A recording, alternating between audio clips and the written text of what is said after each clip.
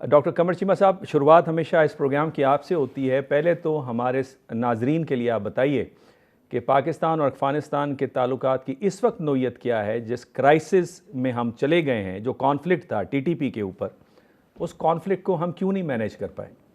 बहुत शुक्रिया डॉक्टर साहब। देखिए, पहली बात तो यह है कि 15 अगस्त 2021 के बाद जो अफ़गानिस्तान के अंदर तब्दीलियां आ रही थीं या जो डेवलपमेंट्स हो रही थी, मेरा ख्याल है कि बहुत हद तक हम भी उसको नहीं समझ पा रहे थे कि ऐसे अफ़गान तालिबान अपने ताल्लुकात एक स्टेट से ख़राब कर सकते हैं because of few thousand non state actors, जिनको ऑलरेडी दहशतगर्द करार दिया जा चुका है इंटरनेशनल कम्युनिटी ने भी और पाकिस्तान ने भी। पाकिस्तान ये बिल्कुल नहीं समझता था कि ऐसे मुमकिन है। उसकी वजह यह है कि हमने डॉक्टर साहब दहाइयों से, पिछले 40-50 साल अपने अफ़गान भाइयों को होस्ट किया है। वो यहाँ पे रहे हैं, उनकी नस्लें जवान हुई हैं, उन्होंने यहाँ पे कारोबार किए हैं, वो इस सिस्टम का हिस्सा रहे हैं। उनके पास कागज़ थे या उनके पास कागज़ नहीं थे, वो यहाँ पे रहे हैं और वो कमाते खाते और रहते रहे और पढ़ते रहे हैं।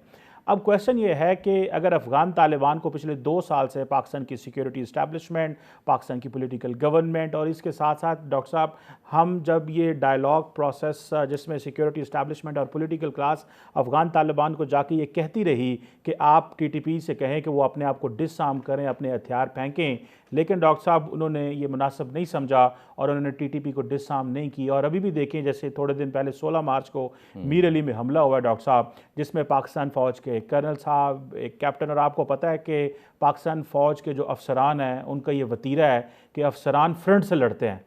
और जो कहा जाता है कि पूरी दुनिया के अंदर जो अफसरान और जवानों की जो शहादत की रेशो है पाकिस्तान में, वो सबसे ज़्यादा है। जो बाकी दुनिया में भी अफसरान मरते हैं जब वो कहीं जंग में जाते हैं, लेकिन पाकिस्तान की जो लीडरशिप है, जो मिलिट्री लीडरशिप है, वो हमेशा फ्रंट से लड़ती है। सो आपने देखा होगा आर्मी चीफ भी वहाँ मौजूद थे जनाजे में, और पाकिस्तान की तरफ से एक बड़ी क्लियर पॉलिसी है फॉर अफगानिस्तान कि पाकिस्तान ने सिक्योरिटी इस्टेब्लिशमेंट को भेजा, अफगान तालिबान ने नहीं सुना। पाकिस्तान ने पॉलिटिकल लेवल पर डिस्कस किया, उन्होंने नहीं सुना। पाकिस्तान एक मल्टीलैटरल फोरम और रीजनल फोरम के जरिए अफगानिस्तान के साथ इंगेज करना चाहता है, वो नहीं सुनना चाहते। और सबसे आखिर में डॉक्टर साहब, हमने रिलीजियस डिप्लोमेसी को भी आजमा लिया, जिसमें आपको पता है मुफ्ती तकी उस्मानी साहब, मौलाना फजलुर रहमान साहब जो हैं, ये अफगानिस्तान गए हैं, लेकिन कोई जवाब वहाँ से नहीं आया और वो इस बात पर बज़िद हैं कि जो टीटीपी है वो यही रहेगी। सुनने में आता है कि उन्होंने ये कहा है कि हम इनको अगली गर्मियों तक डिसआर्म करेंगे, लेकिन हम देखते हैं कि फिर ये हमले होते हैं। अब डॉक्टर साहब, पॉलिसी ये है कि पाकिस्तान के अंदर एक कंप्लीट पैराडाइम शिफ्ट आ चुका है।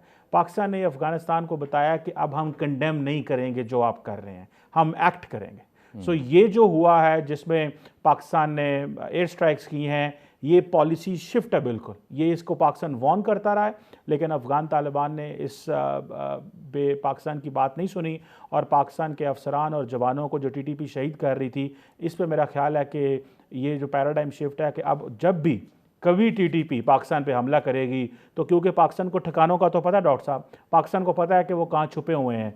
आपको पता है कि पहले एक और हमसाया मुल्क में जब कुछ दहशतगर्द छुपे थे तो पाकिस्तान ने टारगेट किया और प्रिसीजन बेस्ड स्ट्राइक्स की। यहाँ पे भी प्रिसीजन बेस्ड स्ट्राइक्स की हैं। मैं समझता हूँ कि पाकिस्तान इन चीज़ों को समझता है कि हम अपने अमन के लिए हर जो है वो कुर्बानी देने को तैयार हैं।